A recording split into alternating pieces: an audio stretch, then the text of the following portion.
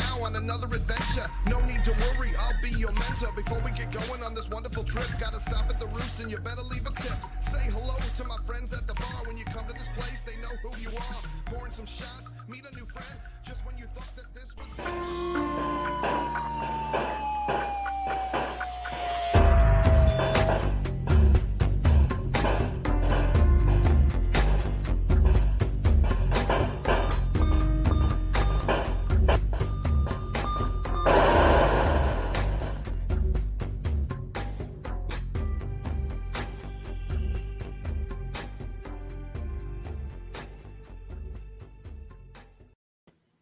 What's up, everyone? It's just me. What? Yeah, you get me for an hour. How's it going? Who doesn't want to look at me for an hour? But besides that, let's talk some Intellivision. So whether you're watching, I don't know what's going on with the internet right now, but I don't know if anyone's noticed, like Facebook, Messenger, Instagram, a bunch of stuff has been like down, like you can't post. So a lot of people watching this in rewind, I bet, because I could not post any links at any social media. Actually Twitter I could. That was about the only thing. But yeah, I don't know if like what is going on in the world right now with the Facebook servers and and all the a few other apps. And so hopefully this is even streaming. I don't know. It says it is. And we're a minute 48 in, so we'll just call it today. Take care. Just kidding. All right. Let's get into some stuff. It's weird. It's like playing in front of an empty arena. So, what I wanted to talk about was ideas. I wanted to get to this last week, and I think we just got into a bunch of other things. Sweet. Thanks, Metal Joe. Yeah, it's so weird that the internet, like, I don't know what's going on. Did someone sabotage it? Now I want to talk about ideas that could be Intellivision homebrews. I joke about a lot about this, but I also am kind of sincere in a lot of the stuff I do. So like things like back I don't know, so many months back. I have a show called it's called Is It Worthy for Intellivision Amico? And I was coming. Poor Art. Yeah. It's he was fired on the wrestling show, Nikki. If you didn't see that, he always messes up every time. Yeah, all I use it mostly is for posting either food, which is a rarity now because I'm mostly dieting, and what else? Why am I drawing a blank? Or for links like the show, like show links and like videos. But yeah, if you haven't got a chance, check out the wrestling, the crossover promo we did with Championship Wrestling. Yeah. Hey, Rich, how's it going? Yeah, it's Art Big Fall got fired again. So yeah, it's just oh well, sorry, Art. Maybe you need to start showing up to things on time.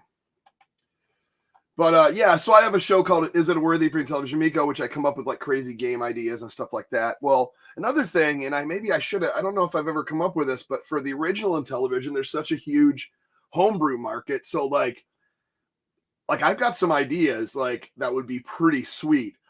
And I guess it's kind of based on most of the games that are around, like, most of the original ones. Like, think of this. I was thinking if someone wanted to, if some home brewer out there, Ghoul Boy, I'll have to check that out. That sounds cool. I think I might have seen that. I would love to see like an AstroSmash like sequel, like homebrew sequel of the original. Same graphics as the original. You have the same UFOs, little guided missiles, the twirlers, everything. But have it add levels, like add some like crazy levels, like add a like a horizontal level, because right now you're at like a vertical. Add like a horizontal flying. Could you imagine like a shooter, a homebrew AstroSmash shooter, like going sideways, like shooting asteroids and UFOs or ching, those things are coming after you. Like, I thought that would be really cool. Just to kind of improve on the original one. Just keep Minecraft and Fortnite away. But yeah, I just, I think stuff like that would be really cool.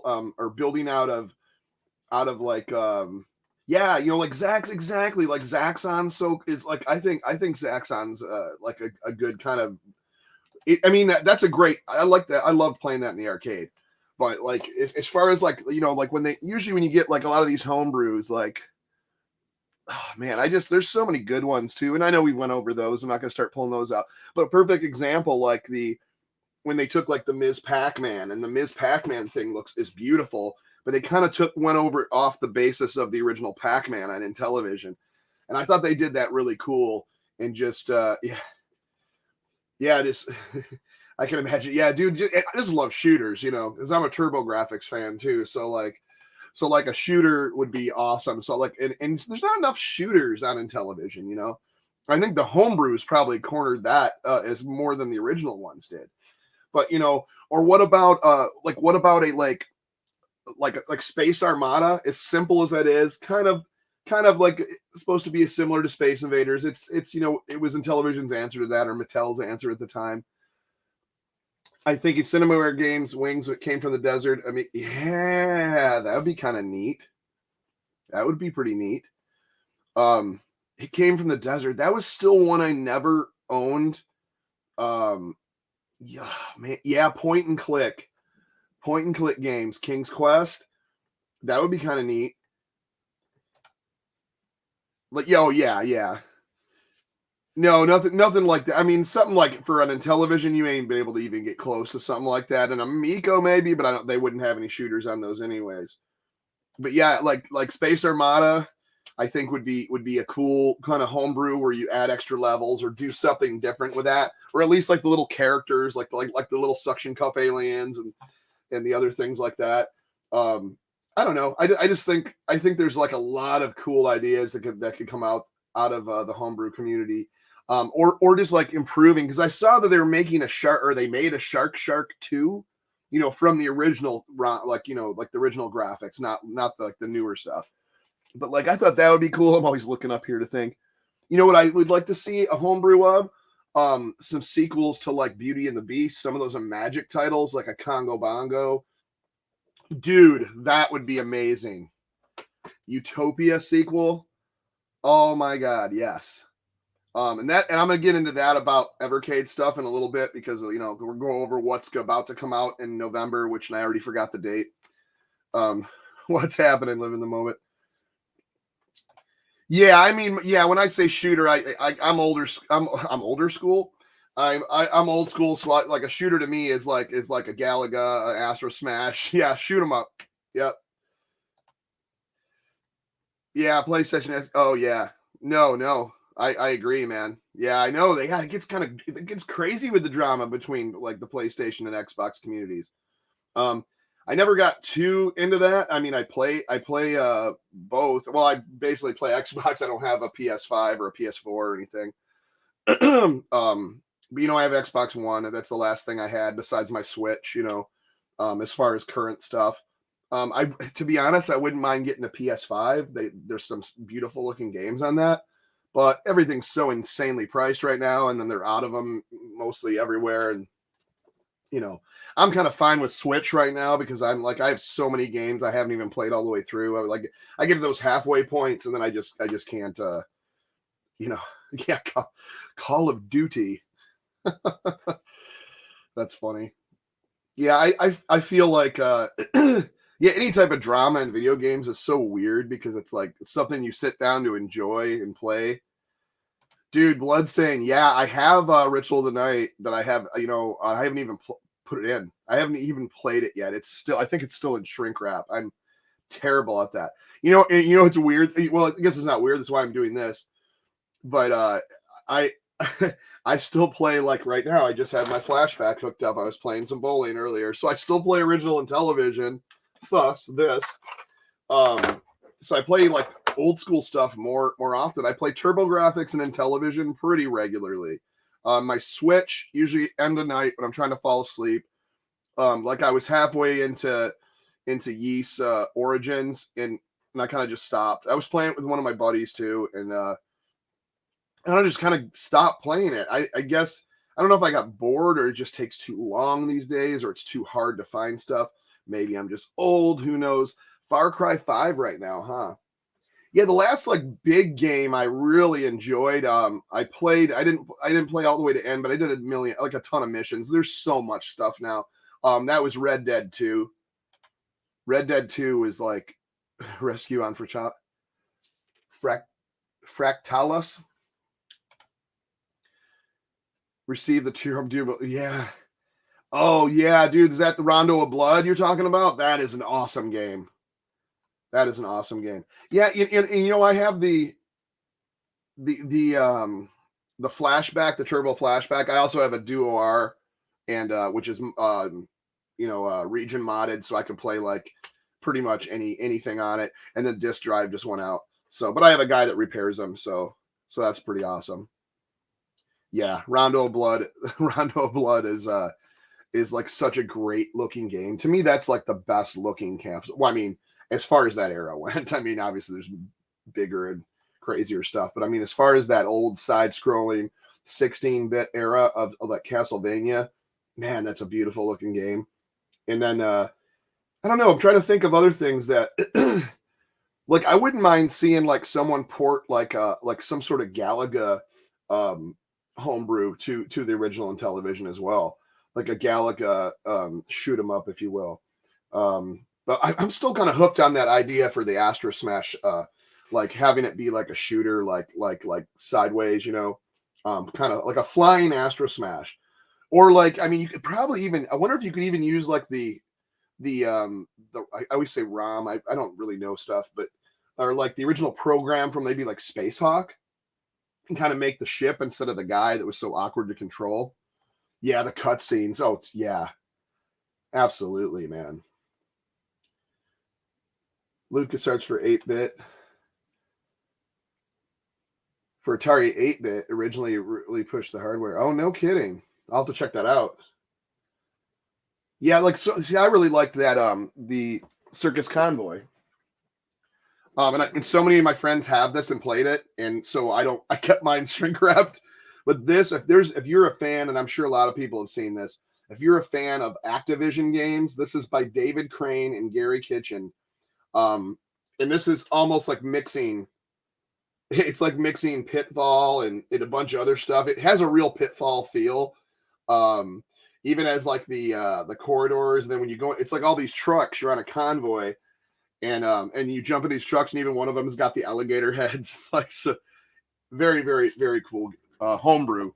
And it's the only 2600 homebrew I own. Like I said, I own a ton more Intellivision, obviously. River Raid, that would be cool. Like a redo of River Raid, or do like a River Raid 2, I think would be pretty sweet. I don't know. That'd be pretty awesome. Speaking of like of older games, I wanted to talk about the Evercade Collection. The one that's coming out in November, and forgive me, I don't remember the whole Hope Carol Shaw develops for Amico. Oh my! How about a face slap NES punk game? That would be. Remember that game Facebreaker? Was it Facebreaker? Was that the one where I'm trying to remember? There was one where you could like upload a face, or you could upload your like someone's face onto. I think it was that. Maybe I'm thinking of something different. I do remember. I know it was a boxing game, but. Whatever. Yeah, Evercade Collection. So okay, so this is what's coming out next month. So they got Shark. Should be fun to play on Evercade. And I remember your buttons scheme, you know, and that's kind of the thing where you're kind of limited to this. So, but I still think like stuff like this, you know, your Night Stalker, you're going to be able to shoot here and move here. So that's pretty sweet. But you have Shark, Frog Bog, Slapshot Super Pro Hockey, the one player hockey, and then you got AstroSmash, of course, and then you got a Defender. There you go. Then you got Princess Quest, which was like a pretty sweet homebrew that made it to this collection. Yeah, it does actually. I have a Defender right there. It plays fairly okay. I actually prefer the I mean, and that was an original game that came out. It was made by Atari Soft, but I prefer the Intel or the Atari one, unfortunately. But that's just the same way I think trying to do Frogs and Flies versus Frog Bog, any of the M Network stuff.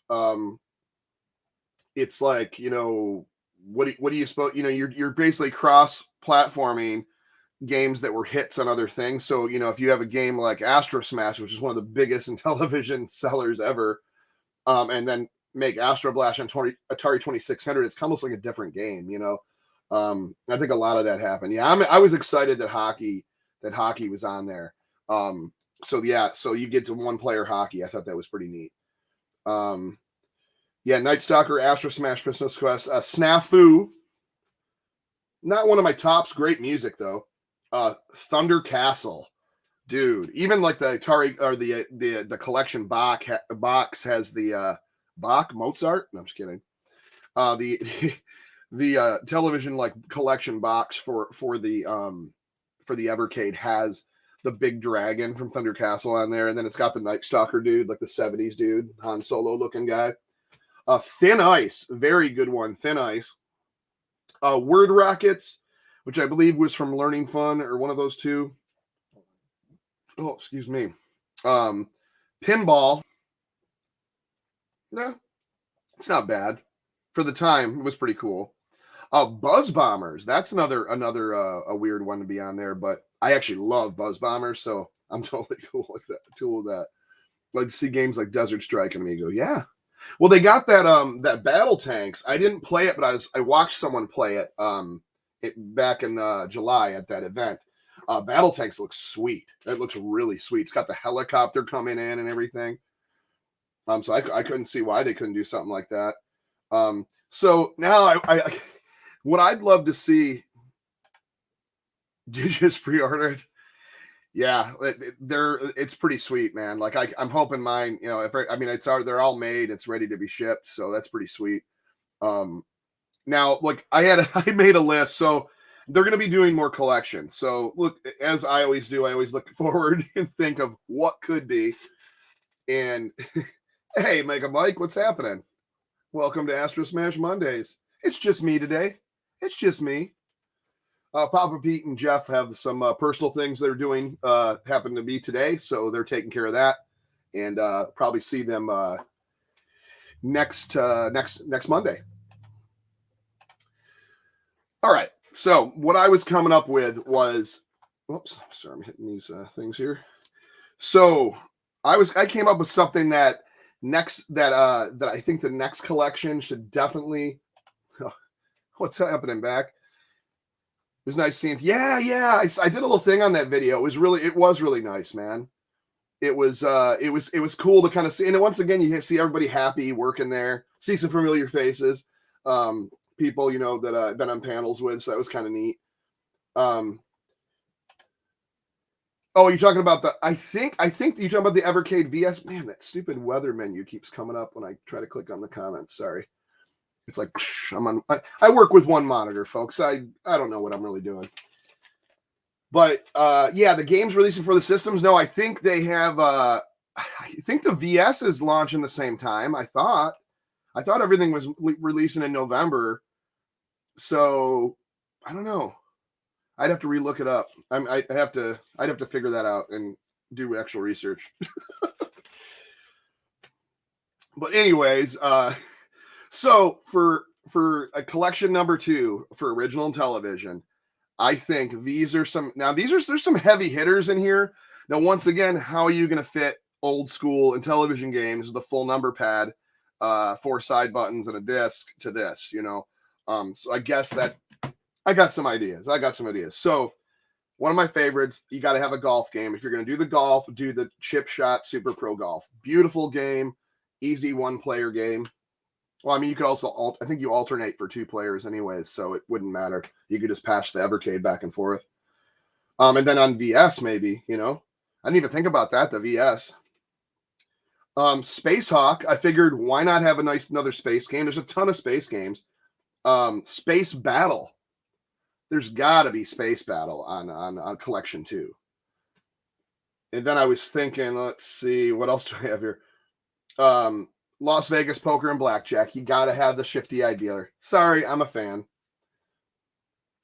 And I just think, why not have a poker and blackjack game on a handheld? It'd fit perfect. Now, the only thing is now you're entering, I guess you could do it like, see, and I don't know how hard this is to change programming like this, but if you're doing something like this, maybe make it to where it's kind of old. Remember old school texting where you kind of cycle through numbers and letters? So I figured that way you can enter like your wallet, like your, you know, your money and stuff like that in there. Dude, yeah, Dracula. Dude, I would love to see some. That would be sweet to have a Evercade, a Magic collection. I never owned Dracula. I used to always think the cover was funny looking too. I definitely want to get that though. But yeah, and my other thing would be bowling for sure. That should be very easy. Once again, you'd have to use like a number cycle or maybe like a cursor or something. I don't know. I don't know how to make games, but I'm coming up with the great ideas. Just kidding. Another one I think would work good with this layout where you're shooting. Little different though. The only difference on this one is because I guess your angle shoots, you can maybe press both at the same time. Would that be something where it would show up as an angle shoot? You know where I'm going with this. Tron Deadly Discs or Deadly Discs, you know, it doesn't have to have that license. Then I was going skiing because skiing's very simple, very fun. Now another heavy hitter, Cloudy Mountain. Dude, handheld Cloudy Mountain is, yeah, dude, I you know what I'm a big fan of, Meljo, is Splatterhouse series, like from the arcade to the TurboGrafx 16 to Sega Genesis part 2 and 3, all the way up to the Xbox Splatterhouse. I love that series. I love the story, everything. But yeah, no, I think the last one should be, or last couple, Championship Baseball, one-player baseball. I know you can't have the whole field on here, but maybe have the bases here, and then when you're playing outfield, it's just wherever the ball's closest highlights. If you could fix it that way, I don't know. Like I said, I don't build games, but that's just stuff I want to see. And then I figured Sub Hunt would be a good one, Star Strike, and of course Utopia. Why not have Utopia on the go, so I can manage my civilization and keep the rebels at bay? Yeah, but anyways, that's my little list on this, you know, what would be great on this. But I can't wait. I'm pretty excited, you know, to have this Night Stalker. I think I have did I have that picture still here? Let me see. There's a picture that Tommy posted on, I think, Facebook, on Amico Society, which is that there. I think that's a little Night Stalker on the go. So you're obviously going to use those buttons, you know, to press, you know, for shooting, because it was a 4-way shoot in that. Tron Deadly Disc, a little, like I said, the diagonals, you'd have to maybe hit 2 at a time on either side, and it would maybe that would register. I don't know how easy that is. But anyway, either way, I like it. I'm excited about the Evercade. There's a Evercade console, like, yeah, that's that Evercade Versus or VS, they say. I don't know if it's I think it's like Video System or Evercade Video System. That's the one. I think it holds 2 cartridges, and then you can do 2-player. Now this you can hook up to your actual TV. You know, I have a hookup someplace. I probably lost it. But this you can actually hook up and play on TV as well. So it's also another cool way to play. Although to me, the best thing they've come up with, as I drop everything, is the Intellivision flashback unit. To me, that's my favorite thing, like go-to for just easy plug and play, because you're using the authentic controllers. And I just ordered this one too because I'll show you guys. Sorry if I'm missing. There. So I just picked this one up on eBay, and I was lucky because they've been going for like 100 something. And this guy was listing it, a box is a little dented or whatever, not bad. And he says, sorry, but no overlays. So I open it up. Well, that's weird because it's a full pack of overlays. So I was like, pretty sweet. Has instructions and overlays. Maybe he sent me the wrong thing. Yeah, so there's your talking about Crown. I was going to say Cloudy Mountain. They called it Crown of Kings at the time this came out, because of the license. But yeah, you got a lot more directions than just a 4. You got all 4 diagonals as well. Oh, I'm sorry. I meant not that one. Deadly Discs is what I meant. I don't know if I have a Deadly, but it's the same setup as Crown of Kings though, or Cloudy Mountain. I don't know. I just really want to see that. But yeah, I was kind of stoked because I had one of my controllers went out on my flashback unit, and so now I marked that. So now I got an extra flashback unit and 2 new controllers, and then I'll have a third in case something happens. That to me is the best way. I'm not smart enough to learn how to stream yet, but I was playing around with an adapter, an HDMI adapter where you plug the the audio video, like the AV cables in, and it actually worked and came up on OBS. Now OBS is a different story because I am terrible at working all that type of stuff. So yeah, right. Yeah, I did. Like, to me, I was like, sweet. It says it's just the unit with the controllers, and I get the full set of overlays and the manual. So I'm like, and it's in pretty great shape. And I have another box because I like to display the boxes because they look cool. I always wanted that collectible one that like they did at the I think Intellivision Productions or was it Keith Robinson was he was signing them. They had like the cool like jacket. I don't know, was it the Oregon event or something they did? Like that, was it the or is it Portland Gaming Expo or something like that? But they had like a cool sleeve that went over the box. It was like kind of neat looking. But yeah, if you're gonna play Intellivision, you want to like hook it up to something modern, other than modding an original, which I'm attempting to do. Maybe I'm trying. Always busy, but yeah, I enjoy playing the flashback. I really do. What's happening, Relic? How you doing, man?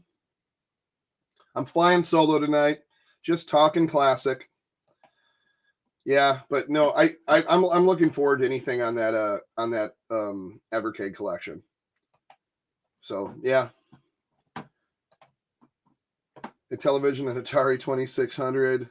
Yeah, I do too. I really do, and I kind of slow down because, and I wouldn't mind going because I see every week I always see Papa Pete's behind him. I see his like giant Atari collection, and I'm like, those look beautiful too. They just had colorful boxes, cool looking spines. They stick out. Like I got a bunch of like crazy games here, but when you look up here, you can really tell that those are Intellivision. When it's all. When you see like all the rainbow, like the blue, red, and green and purple and everything, it's kind of cool looking on a shelf. I don't know. I just I like the look of it. 26. Are they doing that? They're doing like a Berserk version of Halo. That'd be kind of neat. Oh, dude, join anytime. I pop it in the Discord. I believe you're in the Discord. Thanks, man. Yeah. I during the whole, we're not allowed to say that on YouTube anymore. During the whole past events of the previous year when we were all inside, I did a lot of ordering inbox stuff. It's I was really getting into like trying to do everything complete in box because I had like for years another friggin' spider. These little teeny spiders. So like most of these, I'd say almost half of these I bought in the last like 2 years, year and a half, a lot just sitting there. Because when you're just sitting there, like, what are you gonna do? And I was like super, yeah, this is a good point. When the Intellivision flashback came out, they had a ColecoVision, an Atari 2600. And to be honest, I was burnt out on the Atari 2600. Now I might actually just get one just to play some of those games. But I do have an original Atari and it works perfect. It's just kind of cool to have siphon through a menu instead of having to pull out a cartridge, do this, do that, you know. Spiders mean luck. That should be a that should be a game for Miko. Yeah, it'll be my studio and me like picking little spiders that come down in front of my face out of the air. Literally the size of like a pinhead. They're so tiny. Like I'm just like wondering if the beast they came off of is like around here someplace. But I see these like little webs up by my microphone and up by, it's just insane. I'm like, I don't want to really spray them or anything. I don't want to get all like nasty chemicals in here, but dude, some of those wolf spiders, man, they're like, and they run all fast. They're just like you can hear them. You can almost hear their fingers. Yeah, spider fight. You can almost hear like their legs. I said fingers on the ground. Like you can hear it going, like it's a friggin' crab. Ugh. It's just, I'm not a big spider fan. Unless it's Spider-Man. But yeah, I don't know. That's there's a lot of really good. I really should have got all three of those flashbacks though. Oh yeah, no, I did get the Sega Genesis. Well, I gifted that one. It was the Sega Genesis one. It was like they were all in like an end cap in a bunch of the stores out here. It was ColecoVision flashback, Atari flashback, and Sega flashback. You know, and of course I got the Intellivision and was like, I don't need any other ones. But to be honest, I bought like 5 Intellivision flashbacks and gifted those. So there's a lot of people that got those on Christmas for that whenever year that came out. I can't even remember. Might say it on the box here. I love the boxes, man. Bonus game, baseball. Oh, is this the... Oh, I think this one's got because the one I had before was just the 60. This actually comes with the original MLB baseball. They just call it baseball. That's kind of neat. So then I have both of them now. Yeah, Nikki, I did gift you. I did gift you one. An Activision game, Spider Fight. Oh, there was an Atari game called Black Widow. They're doing like a recharge version or whatever on the VCS. I was trying to find out what year this came out. Overlays inside to enhance gameplay. You mean so you could play the game? Enhance it. Oh, 2014. Wow. This came out in 2014.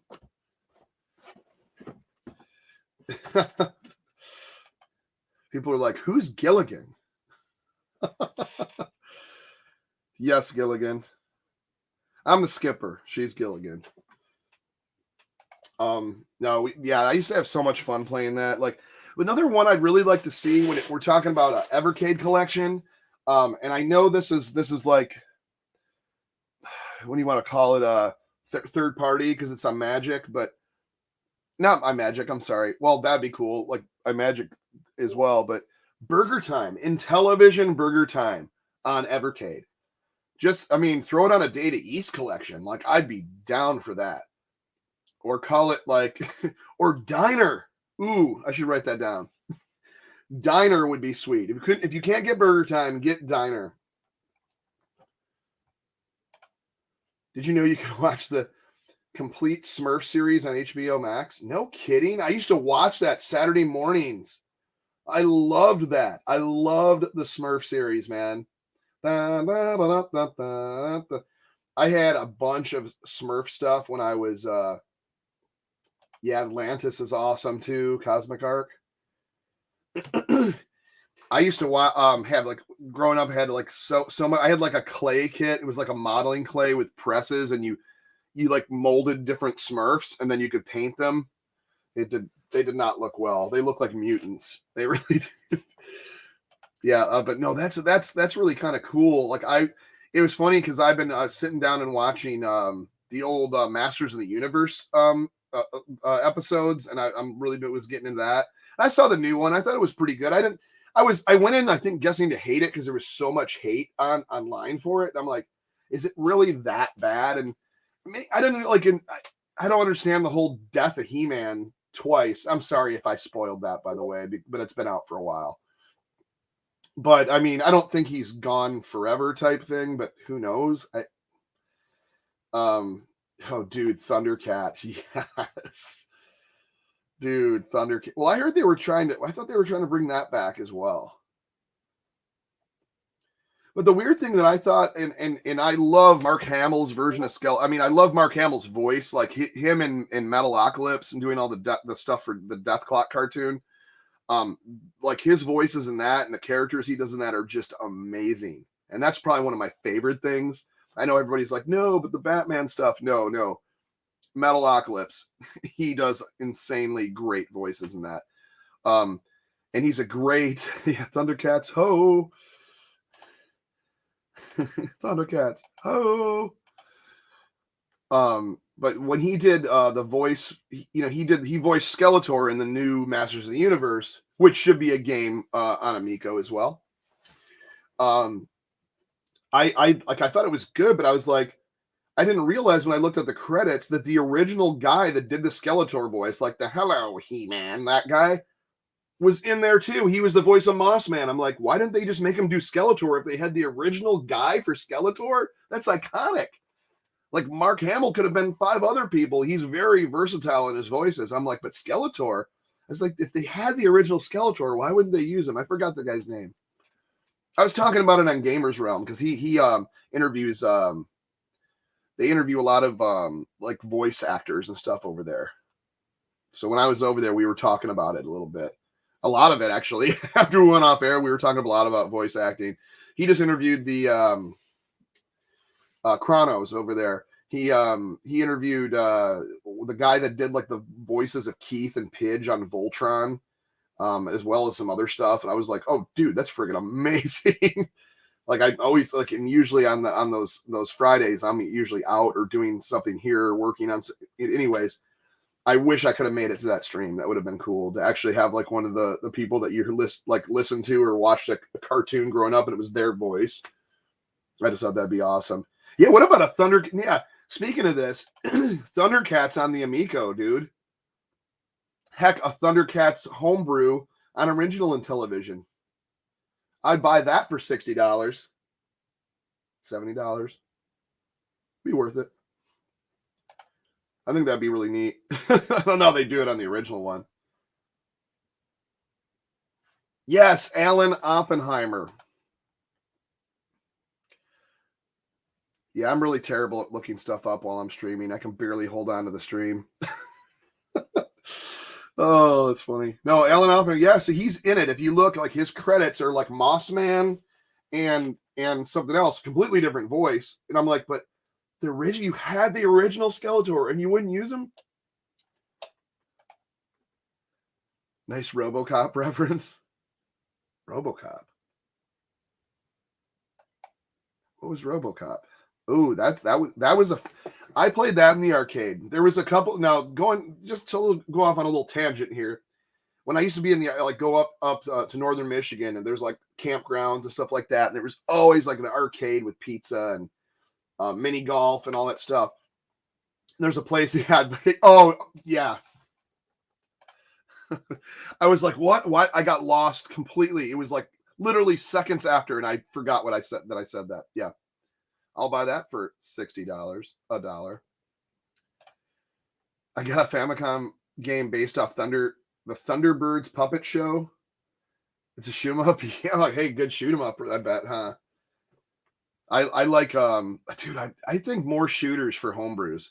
Like as far as Intellivision, they did was it AF or A? What was the one that came out? It kind of reminded me of Sidearms. It's available, and I think the ROMs are out there. I don't know if they ever made a box. But I like that type of stuff. And, I mean, look at it. Wasn't the original, like the Smurfs Rescue on ColecoVision when, was it Collector Vision? They the ones that did Sydney Hunter? Because I think that the original Sydney Hunter, I think, was based off that original like program because it was just kind of walking. The guns in RoboCop and the sniper rifle. I like it. Get your own. No, going back to that. So this is a good point. So going into those old arcades back in the day, or arcades, they called them back then, not old. They went into there's this place called the Helm, and I go up there and I'd play I go up there with like, I think I got like $10. Like, you know how fast $10 goes in an arcade? But I'd change out all the quarters, and I'd be, you'd stand and watch other people play. Then you'd kind of see, what are you going to spend your quarters on here? Year Kung Fu probably got $5 of those dollars at least. The other thing was RoboCop. RoboCop they had the volume turned up so loud, and all you heard was drop it, and it was like so freaking thunderous. And then like Ed 209, I think, is the first boss that comes out. It's like, you have 10 seconds, and it was like, it would shake the arcade. Not literally, but you know what I mean. Yeah, I think I remember. I know what you're talking about. Yeah. Blows the stores to dust. Yeah, but yeah, no, I just remember playing like Mr. Do. That's another one. If you're gonna do a homebrew on the original Intellivision, Mr. Do, let alone, I think I even did a video on this for the Amico. I would love to see a Mr. Do remake, like an all new Mr. Do. If you guys aren't familiar with Mr. Do, a lot of people confuse Mr. Do and Dig Dug. They're like, oh, I used to play that. And then they're like, no, not this. And I'm like, well, that's Mr. Do. That's not Dig Dug. So they're both kind of a tunnel digging. In Mr. Do, you have like a certain set of tunnels, and you're basically this clown, and you're running around. Yeah, can't make this up. What were they on back then? They had these clown that had a boomerang ball, and it would bounce through the maze and then come back to you, but it would, kill stuff in there, and there's monsters and stuff in there. So instead of blowing them up with a pump, you have a boomerang ball. So which Mr. game though? Yeah, Dig Dug's awesome. Man, I should have, if I was more prepared, I should have had a thing on Mr. Do. Now, Mr. Do it's got like the cherries, and you pick up the cherries.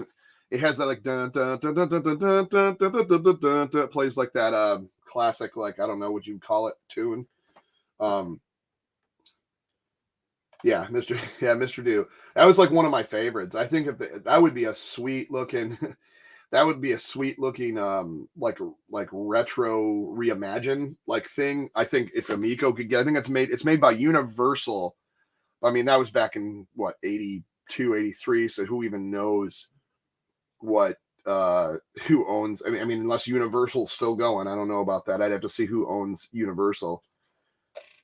Oh yeah, I do remember the Crazy Castle. I think I got that on one of my my Maltese systems. Crazy. That's one with the ladders, and you had to like knock the ladders back and forth and stuff. Yeah, Mr. Do is like, I have like it's not an original cabinet. I just found like an empty cabinet that looked cool enough to install a Mr. Do board in, but I have like a stand-up version of it. And go figure, just recently it just was like crapping out on me, so I got to go get in there and see what's going on. But yeah, no, that would be a sweet. I would love to see that on as a homebrew on original Intellivision, let alone Amico. Like what they could do it. Like, I mean, looking at like stuff like Night Stalker and like Cloudy Mountain, how they reimagine those, but they still look that retro kind of almost blocky feel. I think that would be amazing. I don't know if you heard NES games, Bugs Bunny Crazy Castle. I don't know if I've ever played that one. Remember the Flintstones for Sega Genesis? That was a good looking game. Remember NES? They had Tom and Jerry. Yeah, I do too. And welcome, Slappy. Yeah, I like love Mr. Do. Like as far as his tunnel digging games from the 80s, like I still love Dig Dug, but to me they're completely two different games. Other than literally you're digging. Other than that, like the gameplay is completely different. Obviously Mr. Do, you got like that treat in the center, or the cake, or the fruit, or whatever you get. It's usually like a dessert. You eat that, and everything turns red, and then all these monsters come out to try to chase you as you're almost Pacman-ish come out. And then you have to spell extra, and the little extra dude, the little E dude's like running around chasing, and you get him, everything dies, or you can, if you collect all the cherries, you can go to the next level too, and end the game that way. But your most points are you have these apples, and you push them, and then so if you dug a tunnel up and then over, you could push the apple over the edge, and it would just like smash all the guys like pancakes. It was really, there's a lot of strategy in it and really cool. Like I said, nothing. I'm not crapping on Dig Dug. I love that too because people are like, oh, it's one or the other. No, I love them both. I think they're both fantastic games. And the weird thing is, I think they both came out the exact same year. Oh, hey, look who we have here. What up? Hey, how's it going, man? Oh, it's going good, man. Flying a little solo today, so I'm just gabbing about Intellivision and classic games and home brews and. Yeah, I felt bad because I saw everybody saying, "Oh, I'm busy tonight," and this and that. I was like, "Oh man, is he gonna have anybody on there?" Oh, it's all right. Yeah, everybody's got life to deal with, and I completely understand that. That's sometimes I do too. Like when my power went out. But yeah, no, it's just I've been just talking about that Evercade collection. I don't know how long you were in there in the chat, but yeah, it was just talking about that, and I was like, like I started getting into Mr. Do. I was like, dude, that's like one of my favorite games. Like, I would love to see a retro reimagined version of that game on like Amico. I think Amico could, like, just like going back to your Cloudy Mountains and your Night Stalkers and how they look. They have that retro look, but they're all 2.5D kind of cool looking, like modern. Like I think all of those games could be redone today, with some polish to it, and yeah. Does that mean that Relic is Chewbacca? I'm far from a Han Solo, but now I'm not Solo anymore though. So then I guess he couldn't be. Yeah. Actually, my gamer tag on Xbox is 8,000 pound Ewok. and what's so funny is I actually had a guy who messaged me yesterday while I was playing Star Wars, and he messaged me. He says, "I love your name." He says, "But doesn't that technically make you a Wookiee?" And I said, "Well, I never thought about it like that." Right? Yeah. Dude, that would be. Oh, I keep everything I talk about. I think of as a franchise for a game. I'm like, wait, Star Wars. Oh wait, okay, hold on. We got to get Tron in there before we can even think about thinking about a Star Wars game. Yeah, I need that Deadly Discs. Dude, that game to this day is epic, man. I wonder if they could get away without the license and just call it Deadly Discs, or is that you think they own? I mean, that'd be kind of hard though, because then you'd have to change out the recognizer.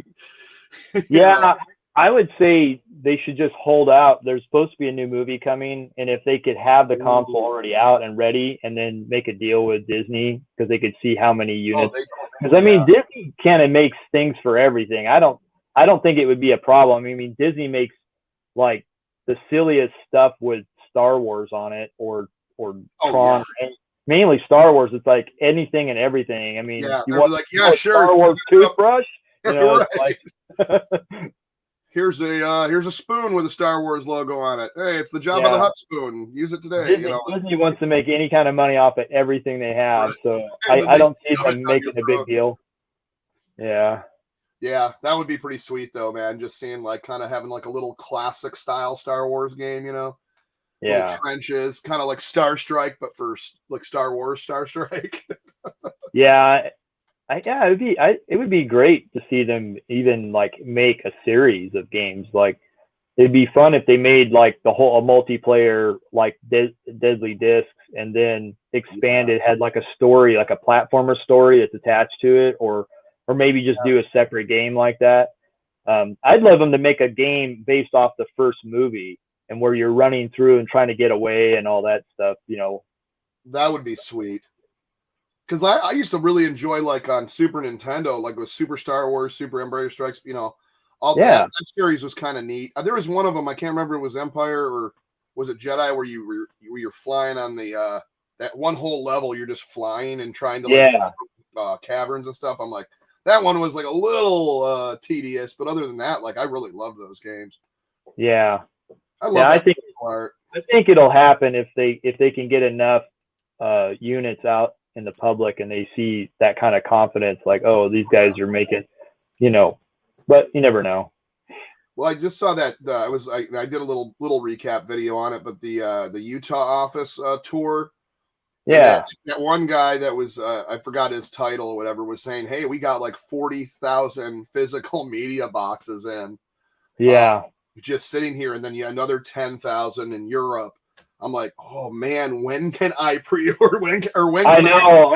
I'm like a little afraid. At this point, I want them on my shelves anyways. I'm a little afraid of like all the timing because like I have 2 consoles on pre-order, and then I was sitting there doing the math. Like I also have the Steam Deck on pre-order, and I'm like, man, I hope these things don't all happen at the same time. Yeah, you're gonna get the email. Okay, here's you're owed the rest of this money. You're like, darn it, I don't.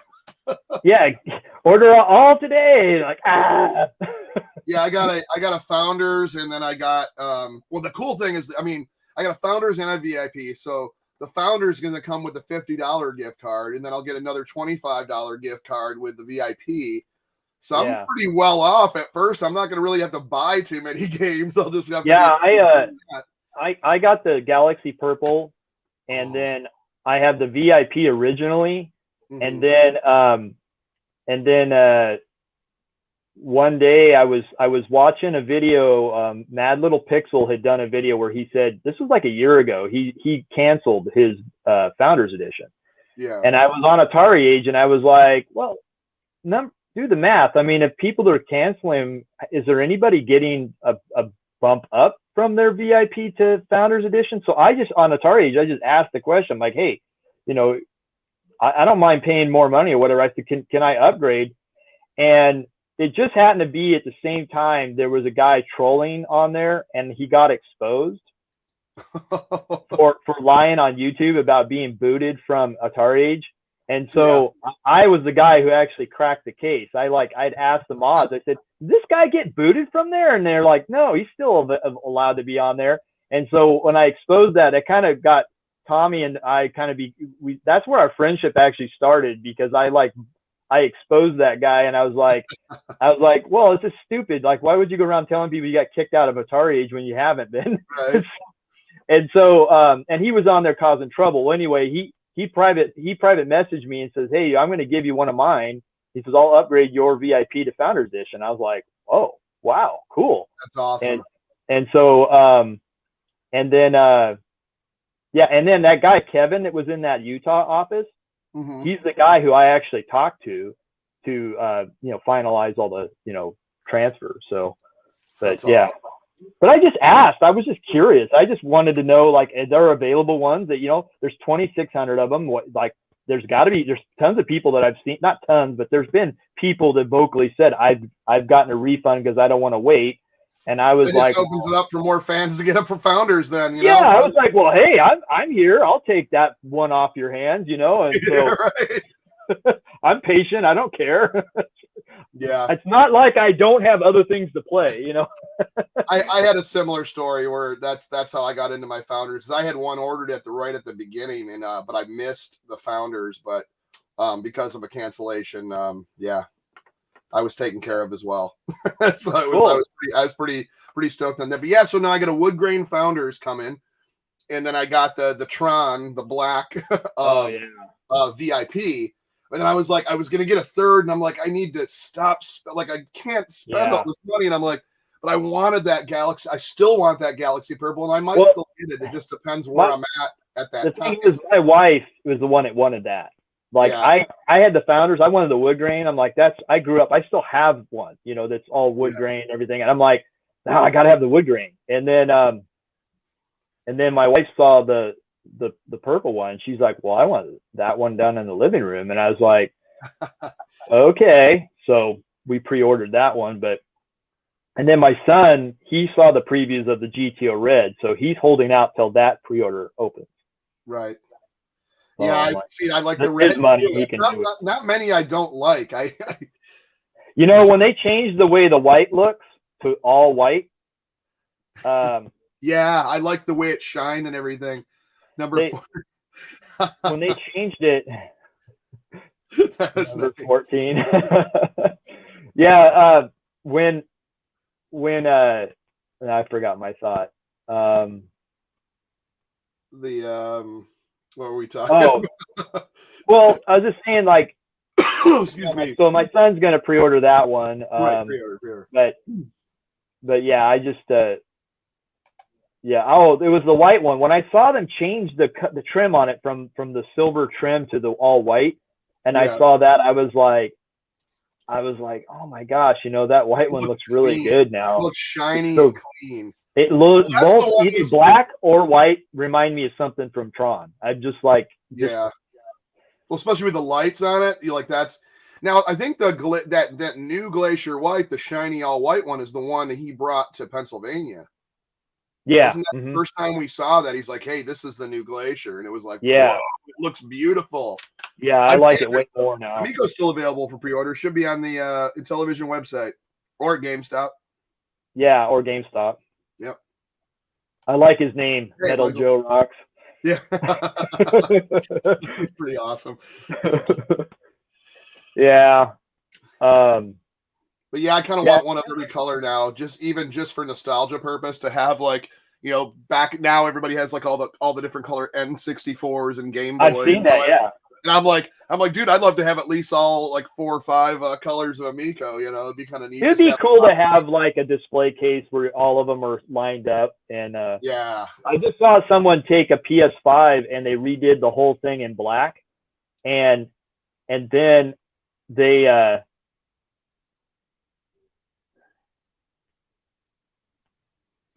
yeah, I do like Legacy too.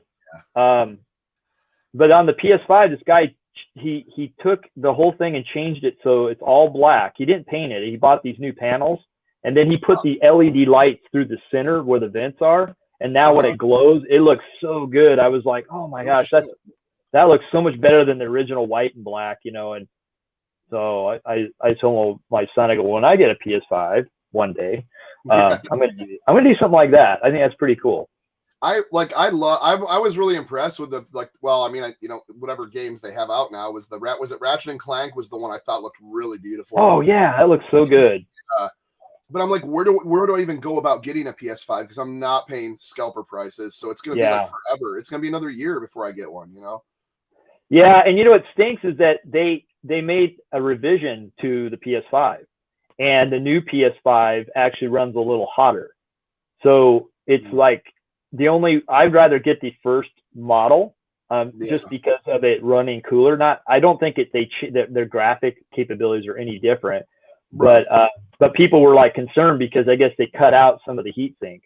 Yeah. And so I'll probably have to just save up and wait till more are out, and then maybe see if I can snag one from the first generation, the first version. Right. Yeah. Maybe it doesn't make any difference.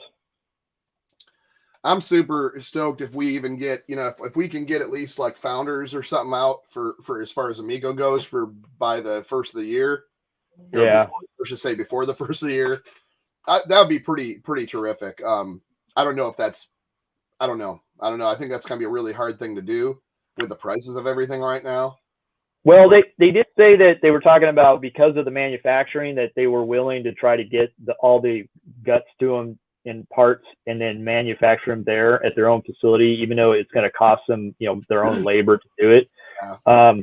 But I don't know. I mean, I've talked to Tommy off and on and over the months, and I don't really press them. I mean, I know they're trying to. So yeah, that's really the only thing on their mind is how can we get something out, and I thought I saw a post. I don't know if it was an Atari Age or on a video or on a forum. I don't know. It was someone from Intellivision that said something about they're trying to do manufacturing here. But they found like a company or something. I don't know if it was legit or not, but saying that they might be. This was like, I think end of last week. I wish I would have remembered the name or where it was at, but I don't know if it was Atari Age or something that was posted. But I was like, dude, if they got 2,600 Founders out, that would be epic. That would be really epic. Yeah. Oh yeah. I would just love to just be on here talking about how deep into Astro Smash I am right now, or how far I got in this game. And it's. Yeah. I mean, it's kind of crazy. Like, I got the VCS and I was playing the Centipede and the new Centipede Recharge, and that game, like, it's just the same kind of vibe I was getting like when I played Astro Smash, which I think Astro Smash has a lot more, the graphics to it and the beauty of it is much more than the new Recharge, but they're different games. But the thing is that when I play Recharge, like, I can't stop playing it. Like, I keep going back and trying to beat my score, and that's that's AstroSmash. It's like that too. You're always Yeah. trying. You just keep playing and playing and playing and playing, and you don't stop. You know, and I'm happy that game's coming with it. You know, it's yeah. Well, that was one of my favorites. I still kind of gravitated back to that. Me and my buddy Andy were playing it, and then the level 857 guys were on that second one, got fairly deep into the game too. Yeah. Got a few boss battles, and I was like, man, it's such a, and the music's so epic. Oh, It's like an orchestra as all these rocks are falling. I don't even know if it was like the music, but it was like almost like right on. It was sweet. That's the thing. I'm big on the shoot 'em ups, you know, and any kind. Like I play Atari games. Like I heard somebody mention Spider Fighter. You know, I have that game, and I love all the old 2600 and Intellivision. Any game with there's a shooter, you know, kind of game. And so when I saw how many are already lined up on the Amico, I was like, I'm good, man. I'm happy to see that there's Rigid Force, Flying Tigers. There's the biplanes game. There's the what's that one game? The Redux game. Rigid Force Redux Enhanced. That. But I also kind of class like that. Space Strikers kind of it's kind of a like similar to it's not a shoot 'em up, but it's like I like the element. It kind of reminds me of Warlords in that you're trying to, you know, battle each other to get the scores and stuff, you know, and that's obviously still different, but that game, people were getting really into that, you know. And I played Space Strikers. It was at first like it was I like I never said I was the best at games. I love games, but a lot of times it takes me a while to get into a game, and that one took me like a little bit, and then when I started figuring out, I'm like, oh my god, this is addictive. Like it's really really fun, but I got my ass beat so many times in that game. But it was such an addictive kind of, because like I guess it doesn't, when you look at it, you're just like, well, what is this? You know, snakes in space, snafu. Like it looks so simple, but the fun factor of it, it reminds me of stuff like Fusion Frenzy on Xbox, where you have a few bunch of and Fusion just such a great game. Yeah, and it just kind of reminded me of that kind of aspect of fun where you don't need something crazy graphically. It could just be something similar, like a few, you know, like they had the little rolling balls with the people in them, and then they had, you know, you knock each other off. It's something like that. It's, and like you said, very Warlord-esque too, because like Warlords is a really great game too. And no, I enjoyed that. I was and then like the emoji charades. Speaking of Amico games, I didn't think I'd probably like. That was definitely, I'm cashing in at least something off the gift card for that one, because we had two people playing that, and it was we were laughing so hard, man. See, this is how I plan my future for the Miko. Okay, so I collect, you know, like I collect laser discs and stuff, and I more recently, and my wife and I were talking about like, why don't we get one of those air up, you know, big screens, and then put a projector out. It doesn't need to be a fancy one, just one that does 1080p, but one of those giant ones that's like 16 feet tall, you know, big screens, and I could set it up, and then I have a bunch of family nearby. They could all come over. We could hook the Miko to it, and you could play emoji charades. But imagine doing it on a massive screen, you know. Oh, dude, yeah. Push at night, you know, just hanging out, you know, all of those games, any of those things outside on that's like that ultimate party machine, man. I mean, I think that's going to be the thing that really sells. I mean, it's not going to be the only thing that sells it. It's uniqueness and stuff like that in the old school games. But I'll tell you what, man, like I want to see more of that bomb squad. That looks friggin' sick. Yeah. Like when they were showing the guy go like that to cut through a certain wire, you know, like, to me, that is going to be like one of those gems on the machine that people are going to go, oh, I'm buying it for that. Like that's going to be their Wii Sports, or that's going to be their, you know. Well, and then it has that, just the integration of the screen on your controller, you know, and trying to manage that. I mean, there's exactly. Yeah, they're just, I think that's going to be, like I kept saying, it's like you got the sharks and stuff like that for the kids to play.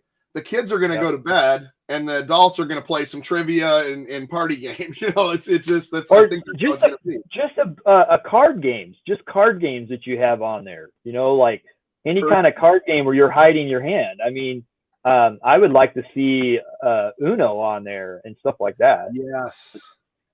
Frank 2000. Bomb Squad, yeah. I think that's one they're saving because I think that I think they got some heavy hitters and everything. You got your sports. You got Harlem Globetrotters and MLB baseball. I'm sorry that no matter what, those are going to be popular. Yeah. You got your trivia games like Bomb Squad and the Emoji Charades, solid.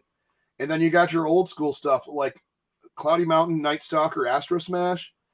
All those categories are taken care of. And I know you got your kids stuff like the entertainment stuff and the but as far as like stuff for the adults, like that, I think that's just a machine. And it just kind of goes back, and not to keep saying their tagline, but I think it's to bring it.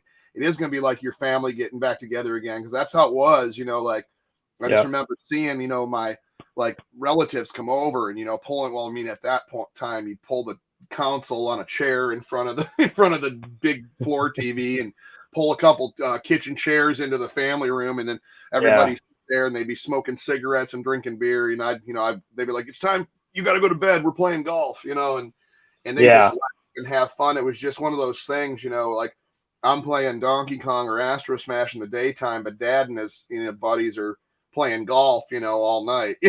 So it's bringing that to this modern era, but it's kind of cool that everybody in the family will have something they like on it. Yeah, it'll be fun. I have my mom is just sold her house this last week in California, and she's moving up here to where we're at. And then I have my brother and his son, and then he has an older son that is here where we live too, and nearby, and he's got 3 kids, and they're all the perfect age for this console. Like my nephew's wife, she still has an original NES with games, but their kids don't play on the Xbox. They don't play any of that stuff. And it's just, they're kind of like, they don't need to play that. They need to go outside and play and stuff. But when I've shown them this console, they're just like, oh, that's actually perfect for what we would let our kids play, and so that's why I'm excited to get it, because then I know I'll have them over all the time, the whole family. I mean, there's going to be like, probably like 15 of us, that will all just get together and play. And the emoji charades would be perfect for that, because you can have as many people playing and trying to, answer. You could break up into teams, and then someone's trying to guess. Their team's trying to guess. They're the ones holding the screen at the time. And I was so impressed with that. I was like, what? It opened the door. It really opened the door to how you can play a game.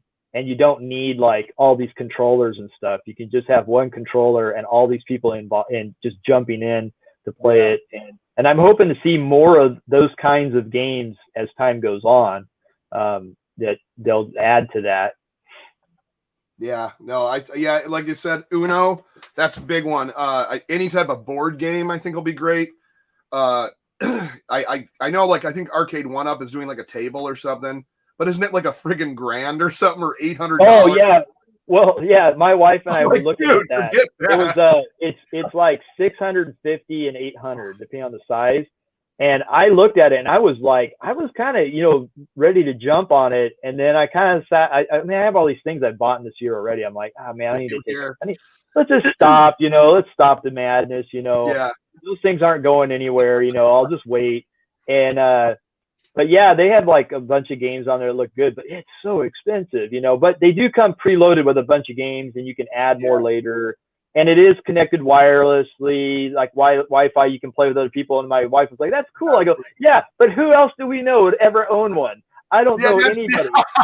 That is true. I never thought about that. I'm like, oh, that's cool. I'm like, wait a second. Yeah, they'd actually have to purchase one too and hook it up and want to play online. Yeah. Do you have that dedication for something really weird like that?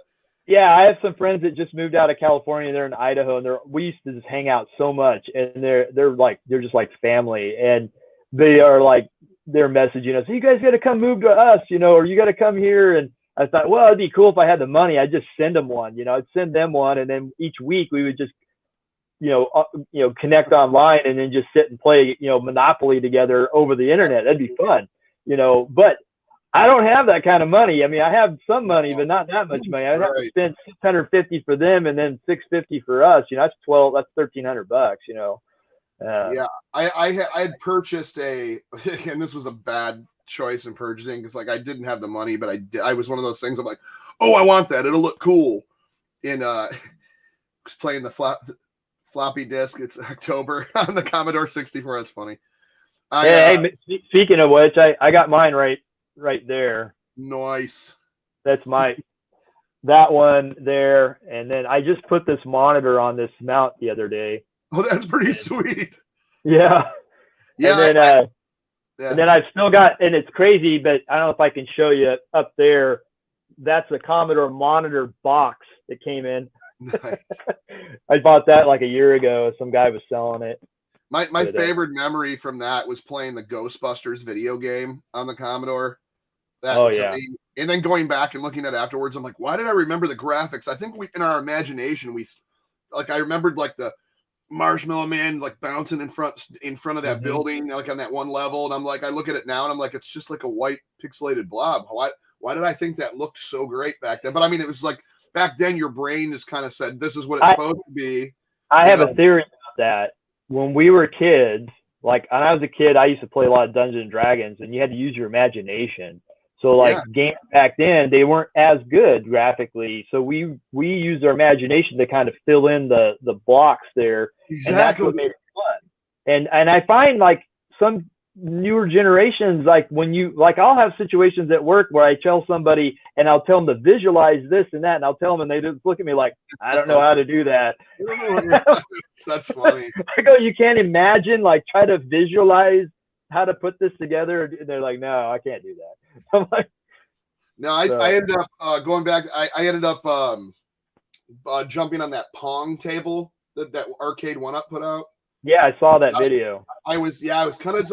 I'm not saying it doesn't look great. It's not fun to play, but the build quality is just not there. It's not worth $600 freaking dollars. Yeah, that's a lot. And I just feel like they're doing that game table. I don't see the quality being good enough to spend that type of money. You know, I watched it. I was curious about that too. You know, and I watched a video of a guy who had the smaller one, and then he got the bigger one. He had both, the small one and the big one. And he actually, it actually does look really well made. The top of it, I don't know what the top's made out of, but it seems very, the guy was saying it's like very scratch resistant. And then, but they were saying that the difference between the two units is that the 32-inch has like this plastic bezel that goes around it. Yeah. And the larger one has like this little strip that makes it very streamlined. Like it looks like the whole top is just glass. Yeah. And but they say both physically they're the same size. It's just one is one's like a 24-inch and one's a 32-inch. Gotcha. And so I watched the guy, and the guy was showing both of them, and he was saying like, yeah, the 32 has a little bit better quality screen. It's a little more richer. The color's a little better. So it's kind of like, you know, you have to weigh that out. But it seemed like it worked good. The interface was really nice on it. Like they had a store. I guess you could buy more games for it in the future. And so maybe one day I'll grab one. But yeah. They're like not I mean, I shouldn't say they're not going to be a success. I'm sure people will get them. But dude, this is a perfect. Yeah, I want to go back to this Tex Adventures. Yeah. Oh gosh. Remember that stuff? And then it goes Tex Adventures on Amico would be okay. I don't know. Okay, so I can't see the chat the way I'm just doing this off my phone, so it's not letting me see it. But so a long time ago, like almost at the beginning when I first saw the Amico. It was like early 2020, and I was on Atari Age, and you can ask questions and stuff in there. And when I first saw the game console, the first thing that hit my mind was they should make a game that cannot be done on any console. It only be done on the Amico. Is that they go back to original role-playing games with dice, and you have your character sheet on the controller, and you would roll the dice, and you could pick which dice for defense or for attack or whatever. And like then old D&D style, yeah. Yeah, and then on the screen you would see like the little characters moving into place and then whacking each other, you know, and then you would be able to, you could actually make your own adventures and stuff. And one player could be in control of the game, and he could like maybe move pieces around and like set things up, and then the other players would, you know, be one with their control, and they'd have like different items that they would put into the game. I think that would be a huge system seller, because it would be the only console that ever did that. This is a good one. Choose your own adventure, where the group gets to vote on their controller of each outcome. Quiet votes and see who wins. That's like Who Wants to Be a Millionaire style. Like, that's pretty sweet. Like, lock in your votes. Yeah, like, that'd be a great idea. We used to play this game at our friend's house, where you all have a piece of paper and you write out like certain sayings, and then you have to hand it over to another friend, and then they do the second line in the question, because they have a list of questions.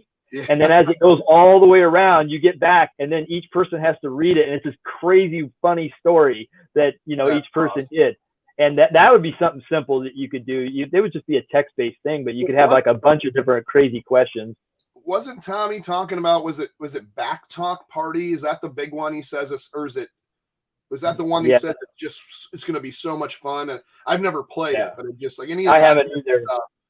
Yeah, that sounds similar. Like, yeah, that would be so sweet, man. And then just like the card games. Oh, man, that dice or domino games, you know, dude. Yeah, like the Mexican train game, where you have to. We played that all the time, where you have the little thing in the middle, and you got to put all your different dominoes out, and then the one train that everybody can play off of, and then you have to try to get rid of all your dominoes before the other person, you know, the other people do. And then whoever wins, they get a 0, but on all the other people, they have to count all the dots off of their dice. I mean, not dice, but their dominoes. And whoever has the highest number is the loser. And so you could just have a game like that, where it auto adds it for you. You don't have to go and pick up every domino and add every one of them. You know, that's what usually takes us the longest time. But, dude, I'll throw a weird one out there, because I'm known for that. How about Domino Rally? Remember those back in the day, where the actual knockdown dominoes? Like, oh yeah. How about like a build your own domino course, and then watch it, you know, go all like around like a friggin' mousetrap, just, you know, up and down stairs, up and round loops and stuff like that. I think that'd be neat. It'd be more of like a point and click adventure than it would be a game, but it'd be kind of neat. And I was even talking about Ratchet and Clank. Actually, that does look beautiful. There was what was the other one I was talking about? Just with that screen, man, there's so many cool things you could do. Anything where you're trying to hide what you're showing on your screen. Right. Yeah. Where normally you'd have to go like look away, or I'm going to do even like a football, like you'd have your plays all on there, you know, and stuff like that. I mean, I'm not a big football guy, but man, that'd be pretty sweet, you know? Yeah. Just there's so much stuff that would be great with that controller. And I don't know if people are just kind of missing out that's the reason it's kind of unique, you know? And you know, it's just I think a lot of these games are just gonna be a big thing, man. I think everybody's gonna want one of these. Well, and that's the thing. Like when I look back to the very beginning of me, when I first saw this console, I think I saw this like probably around January 2019 or January 2020. I think that's when I first like found, you know, some information on it. And I was like, and the second I looked at the controller, I wasn't thinking about the old Intellivision with the keypad on it. I just looked at it and saw the screen, and I was like, brilliant. That's going to open the door. Like, everybody's just used to the same kind of controller, and it's the same thing. It's been, you know, done for so long, and there's nothing wrong with that. But there's other experiences that could be done by just having a screen that shows you certain images that other people shouldn't see. You know, concealing that, like playing cards or something like that. Having that touch screen where you can do certain things with that interacts with the game. I mean, I don't know. It's just that the second I saw that, I was like, told my wife, you got to look at this console. I was like, and then I was telling her, like, we got to pre-order that right now. When they did the VIP, I was like, I'm pre-ordering that right now. And Yeah. so, yeah, that's the whole thing. If it had, and I hear people say, oh, hey man, I wish they would come out with like a pro controller. I go, no, that's the whole reason. I don't, if it had a regular controller on it, I wouldn't even be interested. I wouldn't even be bothered. I'd be like, forget it. I don't need it. Or was retro advisory board or forced selection options. Oops, I missed the first part. Oh no. Forced selection options. You talk domino rally. Okay, yeah. What if every controller populated 3 to 4 pieces? Everybody takes turns placing and choosing and maybe steadies the place so you build an intricate course without knocking it over. That would be pretty cool. It's almost like some operation where you got to watch and not hit and knock something over kind of thing. And maybe they have certain obstacles that you have to try to get the dominoes over or around or something like that. Yeah, that would be sweet, man. Hey, what's up, HTK? Yeah, I think like any of that type of and once again, it's just simple games, but you don't realize how much fun that stuff is, you know.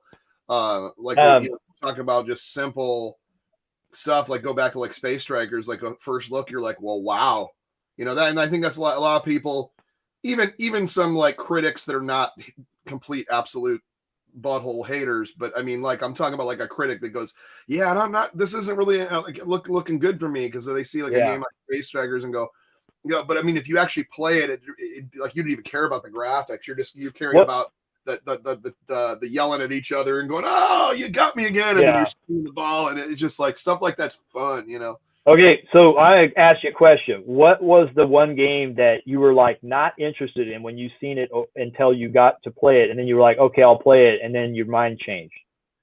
That was emoji charades, man. I didn't think I have any interest, and I was like, you know, I was like, oh, that'd be kind of neat, but like going back to like my family is all about like that type of competitive game where like, you know, like 8 or 9 people or 10 people are playing, you know, like they love that like trivia or, you know, competitive, like during Christmas, like my one cousin has this big intricate Christmas party and they look up online, like all different games that, you know, the whole, and they'll have like 25 people, 30 people there trying to like do all these crazy games. Like, you know, you know, it's just like, you know, really silly stuff, but they love when everybody at the party or everybody at the holiday event is doing something or playing some sort of game. I'm like, that's an easy one for that. Perfect.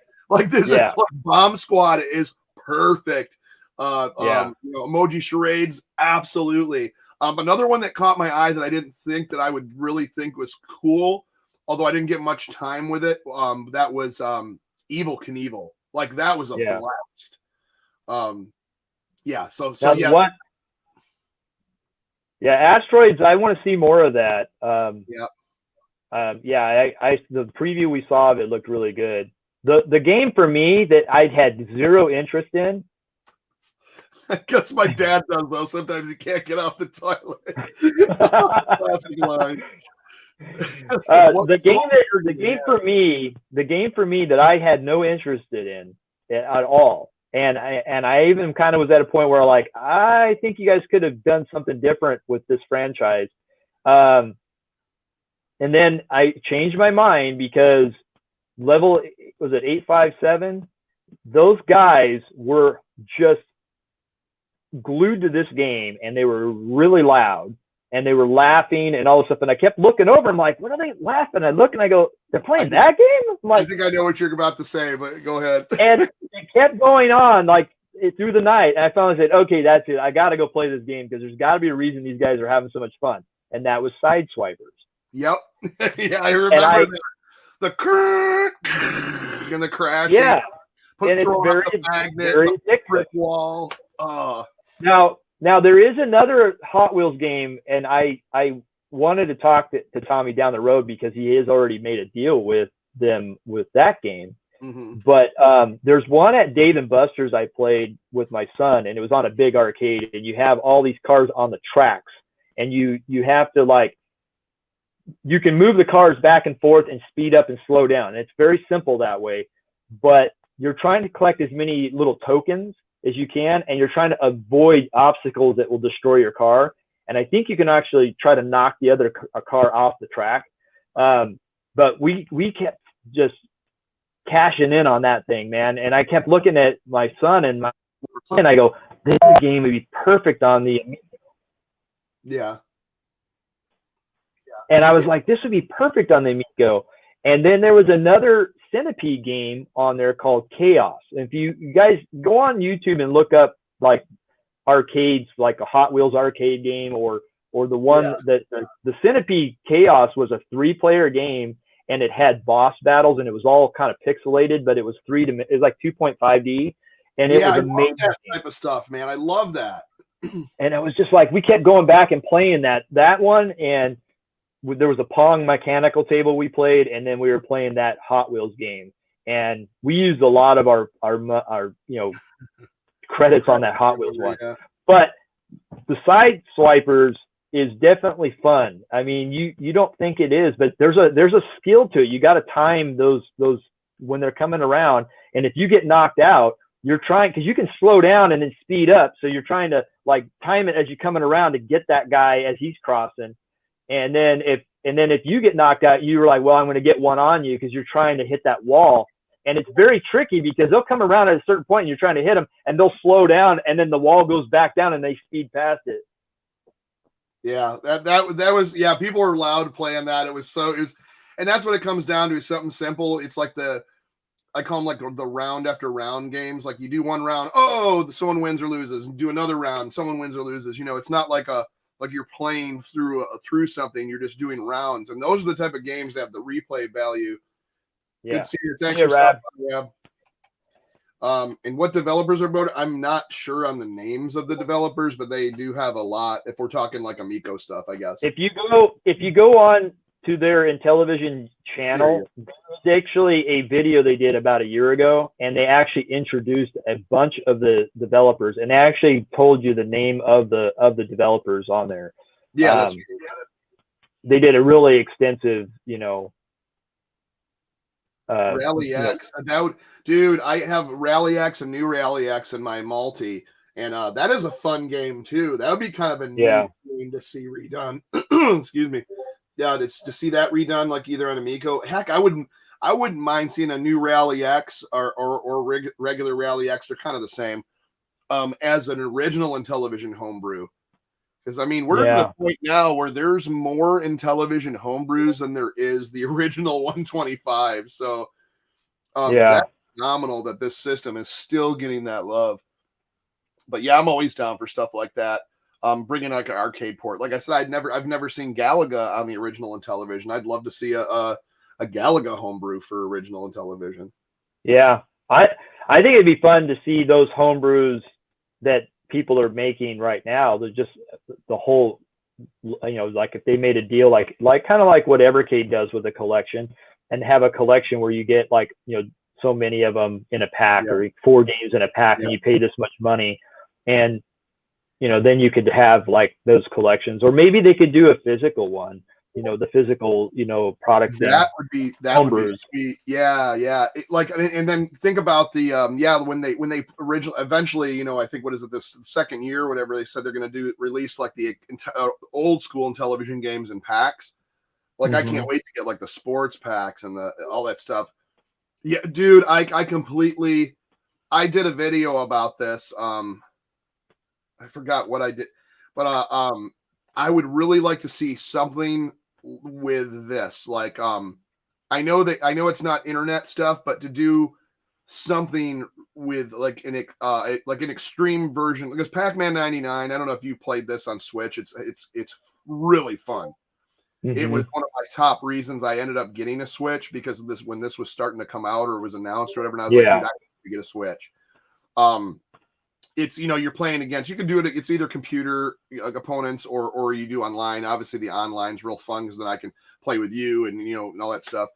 But the version of that Pac-Man is so sweet. The way they enhance it. You have that trail of ghosts. You said you played it, right? I haven't played 99. Okay. I haven't gotten a chance to yet. I've seen it though. I've like looked into it. Yeah, it's like they have like there's like a whole train of ghosts, and you eat a power pellet, then you it's like satisfying, like eating 20 ghosts in a row, and then that flies on everyone else's screens and makes slowdowns, and it's kind of cool like that. But even just playing that version of Pac-Man or something enhanced, like all original. I'll tell you what Pac-Man would maybe fill that and doesn't require internet. It's called Pac-Man Battle Royale, and it's an arcade one, and it's a 4-player. David Buster's. You talk about the David Buster's one. I've been looking for an actual, because I would never be able to afford, I don't think the pedestal's the giant one, but I'm trying to find a used like one from like a closed down Dave and Buster's or something, like the cocktail one that has like the beer holders and everything. Yeah, those are, when that came out to the arcades, I was on it. I was like, I'm going to Dave and Buster's, and I almost drained my whole credit on those because that was so much fun. But there was one at an arcade north of us, and that's where we first played it. And every time we see that thing, we try to jump on that and play. Yeah, I'd like to see more homebrew hardware, Wi-Fi, SD card. Yeah, I'd love to see. And that's another thing is like I noticed. I was talking earlier about, and I'll probably wrap this up soon as we're at an hour and a half. But I was talking about the Evercade Collection and how they put Princess Quest, which was a homebrew that someone developed, and it looked friggin' fantastic on the original Intellivision. And then Tommy ended up getting it and putting it on the Evercade Collection for the Intellivision Volume 1. I was like, dude, I would love to see homebrew. Oh, okay. So yeah, because I got that the Evercade VS, and then in that comes with the Intellivision. Oh, then you'll have it, yeah.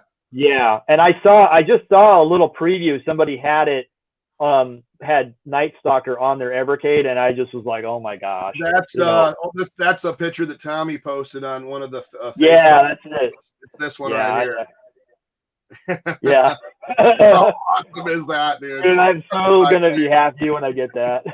I was like, dude, I want to have some Night Stalker, dude. I'm gonna have this in my pocket when the Intellivision collection. I'm gonna always just have it. Oh, you're boring. Okay, I'm gonna start playing this. Then Astro Smash on the go. Oh my god, Astro Smash on the go. I'll run the battery out playing that for a couple hours. Yeah. But yeah, I wouldn't mind seeing a homebrew collection come out on Evercade, let alone homebrew packets on the Amico when they start doing all the classic stuff. Would be awesome. Yeah. Like all those I'm sure it's I'm sure they can get that to happen. I don't think any of those programmers are not going to not want their games on there. Like, sorry, no. I'm pretty sure that's going to be a exclamation of yes, of course, yes. Well, the game's already done, and why not make some more money on it? So absolutely, and the time and effort they put into it, and I think that's what it comes down to. Is a lot of these homebrews are so intricate. Like that Tale of Dragons and Swords is like a kind of dungeon crawl RPG, just beautiful for the I'm like a game like that, and it's using just the original hardware. It's like, if they were able, like back when Mattel owned them, if they were able to give them time and effort and just let them put the love and the care into the game, instead of going, make a baseball game in 2 months and it has to be out, or something. I'm not saying that, but I think a lot of these like homebrews have a lot more love in them, and they've really pushed the system. I mean, when you see like the remake of the Donkey Kong as opposed to how Coleco did it, I mean, I think it would be cool too. It would be like if they market it in such a way that maybe, hey, Geeks Cash,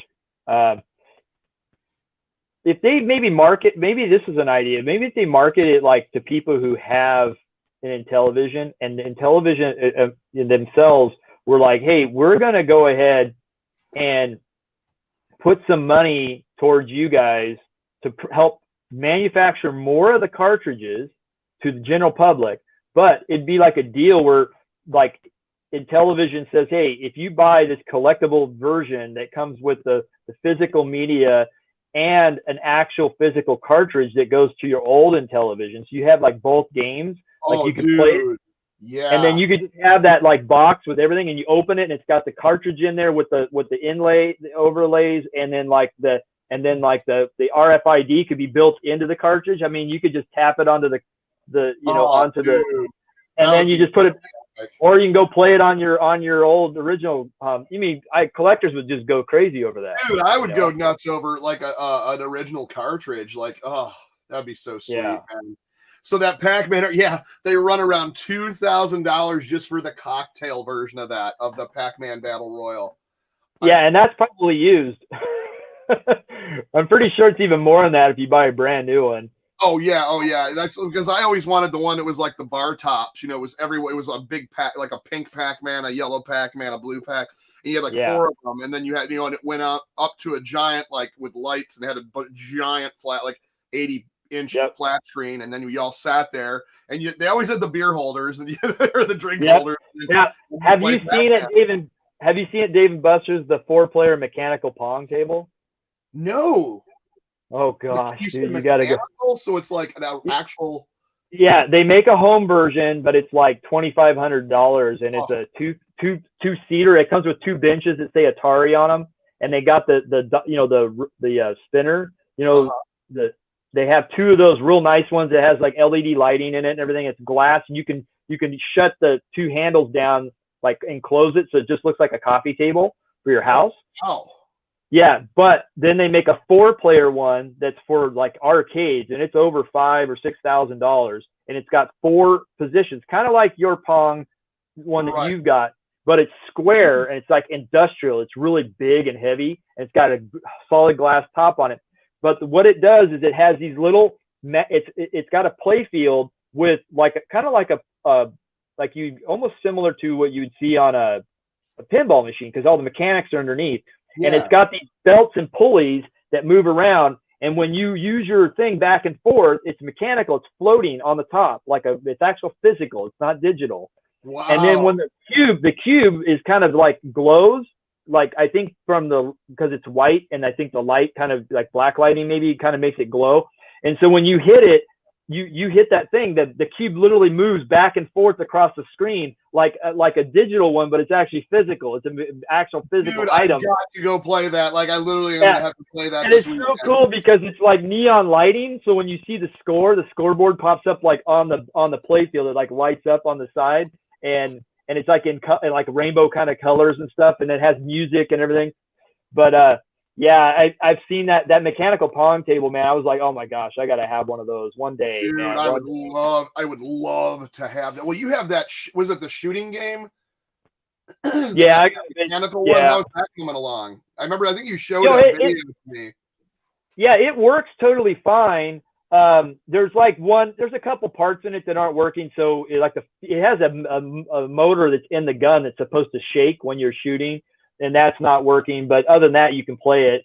And then I've got a pinball machine, and I bought a second one that's not working. It lights up, but it won't fire up. And I've tried everything, so I got to send it to a guy. But just the other day, man, I wish I hadn't even looked on Craigslist. There's a guy not far from me who has 2 EM shooter arcades, 2 of them. Ooh. And they're all complete, but they said that they've been sitting in storage. They don't have any idea of whether they work or not. And they were willing to trade a pinball machine for it, or just sell them together for $350. And I was like, what a steal, dude! What a steal! I know, because mine is like, the guy I bought mine from is a local friend of mine, and he goes, that thing, man. He goes, I bought it 20 years ago, and it was like $1,700. He says that thing's worth like at least $3,000 now. He says, but I'll just sell it. He sold to me for $700. Because he just wanted it, he had to move it, and he couldn't have it. It weighs like 400 pounds. It's so big. It's bigger than a regular arcade. So, but the other ones didn't look that big. They looked a little smaller. One was a UFO, like Mars attacking, like UFOs, and the other one was like a hunting range where you're shooting deer and stuff. And I wish I could go get them, but it's just bad timing, Yeah. Oh no, I know how that is, because I'll see stuff. I'll be like, only a couple $100, and I'll be like, but I don't have that to spend on that right now. Yeah, I'm like, I got this, I got that. Yeah, my last deal was really cool. I was at a yard sale here on the island, and take it easy. And this guy was just it's a big estate, and they were sold the property, and they were trying to get all this stuff out of there. And this guy's like, the original owner is really wealthy. He had a personal train that goes around his estate, and he had a train station and all this stuff, and he had passed away. And so the new owners, they realized they're getting too old. They didn't want to deal with this big estate, so they were just giving stuff away. So I go in there and I find a Laserdisc player, and I've never had one. I thought, well, that's cool, it's free. So I go on our local like classifieds, and I post an ad saying, hey, has anybody in this area got Laserdiscs? I was just looking for one to test to see if the player would work. It's an old Pioneer, really old. And sometimes it doesn't want to open, but I bought them. I have a Pioneer one too, but I haven't played it. I mean, I used it in forever. But it was one of the ones where you had to flip the disc on how. Oh, yeah. No, that's how mine is. Yeah, mine, you got to flip the disc. And so I was totally fine. Like, I just wanted to get a couple movies and try it out. And so one guy called me and he said, yeah, I've got a few, and he wanted kind of high prices for it. But this other guy contacts me, and he's pretty wealthy, and he calls me and says, yeah, he goes, I got 700 of those movies. And I go, what? I go, 700? I go, oh gosh, what did I get myself into?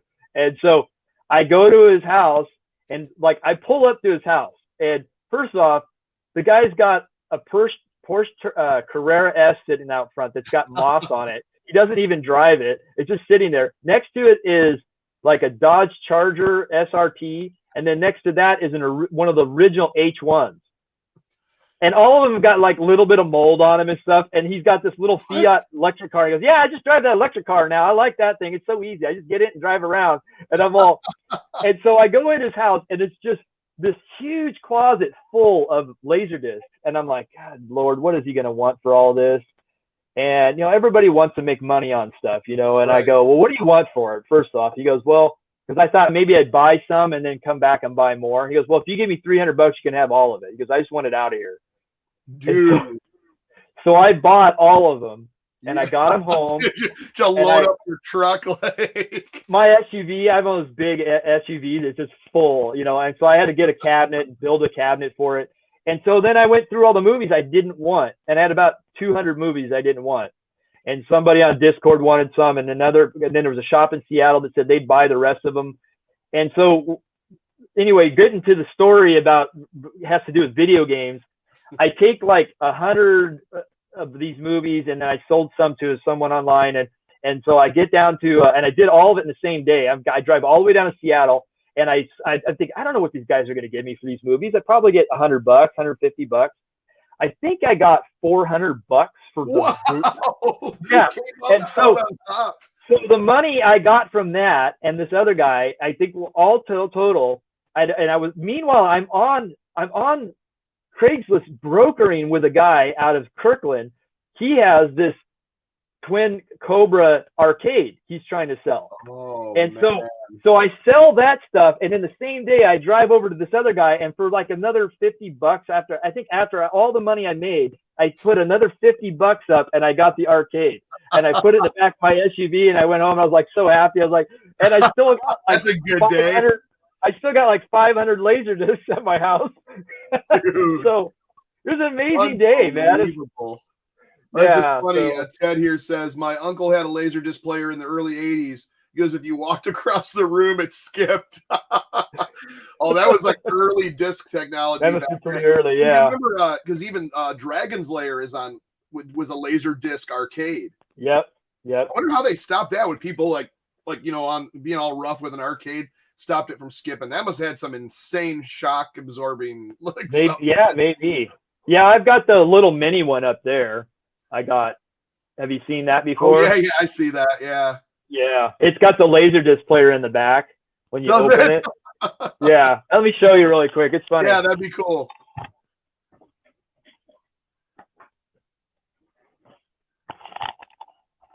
I keep forgetting these are wireless headset, and I'm taking them off for no reason.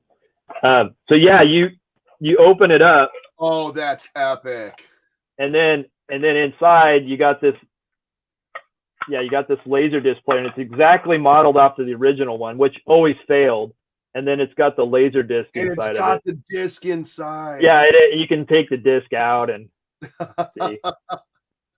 It's even written just like the original ones. Yeah, I've seen those. I've seen those before. Yeah. Yeah, That's and then awesome. it's even got a little removable remote that pops off. Which and is then what they had too. That's so cool. Little tokens you can sit on the screen for What's your next the game. company that makes those? I'm gonna have to start getting a couple of those things. Well, okay, so the sad thing with these things, I think this one's by it's called Replatronics. I think I can't remember exactly. I have the Replicade. Replicade's the one that makes this. But what's sad about these is they make them in limited production, right. And they're like, I think this one was I think I paid like $200 for it, and now I look on eBay and they're like $600, $700. Oh, unbelievable. Yeah, but it is cool. I mean, I don't know if it's charged up, but it lights up. Nice. Oh, dude. It's got the score counter up there. But I actually sat down and literally played through it and beat it. I couldn't believe I could do it, and it was fun. It was so cool. I was just like, I can't believe I beat Dragon's Lair. Because when I was a kid, I didn't have a lot of quarters, and I was like, I'm not even going to play that game. I know I'll just lose. And so, yeah, it'll do this. Oh. Dragon's Lair. That is the adventure where you become a valiant knight on a quest to rescue the fair princess from the clutches of an evil dragon. Isn't that cool? Dude, I had a Dragon's Lair and Space Ace for 3DO when I had my 3DO, and everybody was like, I was like, yeah, I'm like, yeah, maybe 3DO isn't the greatest, but I do have Dragon's Lair, and they're like, what? So like that was the coolest thing when I got that. It was like my first. I remembered it in the arcade, but where I could actually sit through and try to beat it. You know. Yeah. It's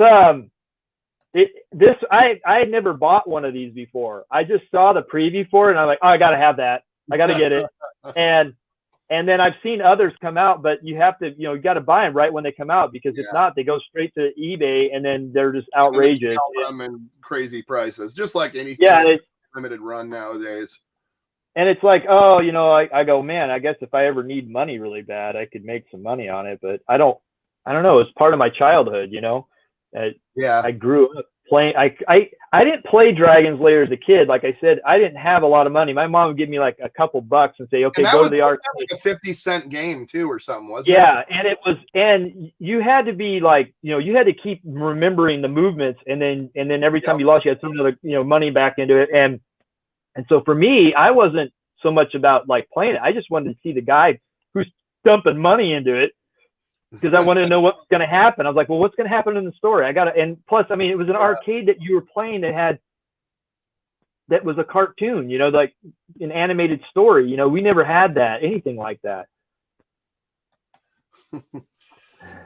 Dude, that's awesome. Well, anyways, wow, we went for a bit. That was awesome having you on, man. Anytime you want to come on, we usually, it's usually me and Pete and Jeff from Go Game Go, and we're always talking classic and television, stuff like that. But I just talking anything, man. It's just always fun.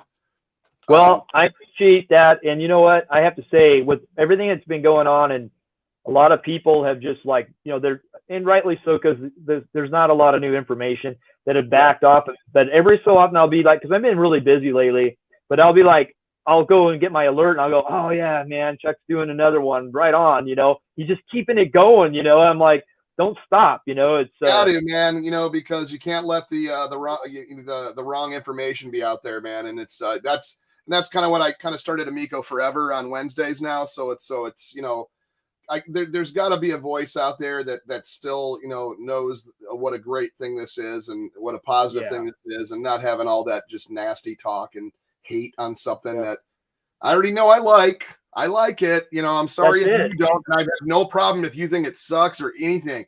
I don't care. But when you're like doing threatening stuff and threatening the company, now you're kind of screwing with something I like and something that I want to succeed because I want to play it and I have money on it.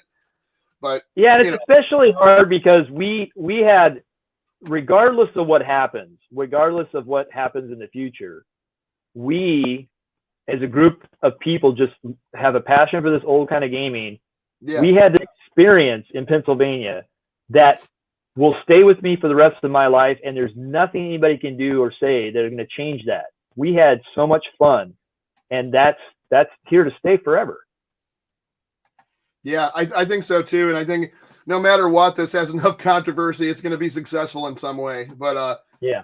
But I think when it goes to, once again, you know, a bunch of YouTubers are not its market anyways, and I know that. That's yeah, I know. Yeah, we all are trying really hard to ignore the haters. The threats and lies are hard for me to ignore. It was for me too. You know, I don't engage anybody. You know, they can do if you're making fun of something, that's one thing. But if you're calling and harassing a place where an event's being held and a bunch of hatred to trying to corrupt it, then that's wrong, dude. You know, like it's so weird, you know, whether you have someone that works there or whatever, I don't care what it is. It's just, you probably should be in jail at this point, you know? Yeah. It's kind of weird. Video. It's another thing to threaten people's jobs, because you got to remember there's a ton of people that work in this company and they all have families. So think of that. And a lot of time invested in this. They have a lot of time invested in this, and they're trying to bring something to the world that people can enjoy. And I personally enjoyed it. Yeah.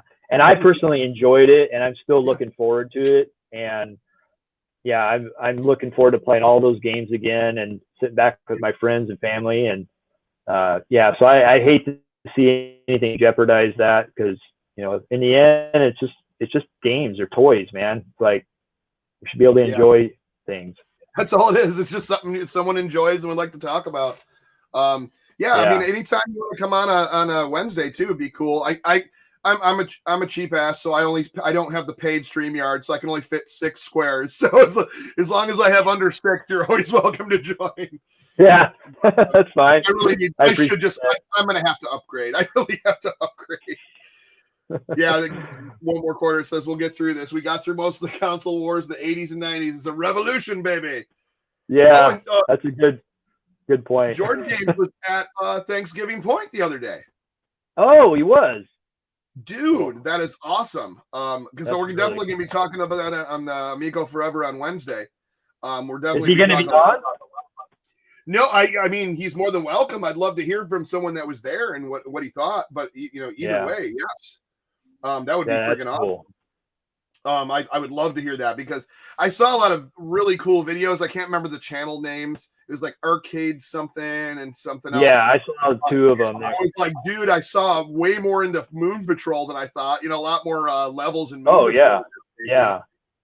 And there was some discussion. They played the pool game there. Yeah, it's nice to see the pool table game.